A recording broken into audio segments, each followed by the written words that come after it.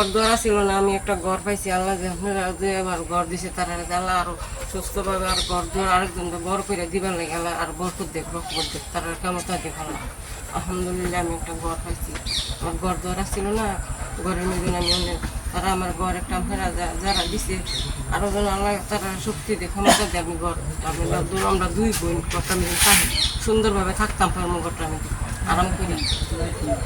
আর আমার সমর্থে কেউ একবার আমার শরীর অসুস্থ, আমি দাঁড়িয়ে থাকতাম পারি না, আমি কিছু করতাম পারি না, আমি কোনো কিছু কইরা খাইতাম পারি না, আমি একবার অসুস্থ আমার আত্মা একবার অবশ, আমার স্বামী নাই, আমি বিধবা।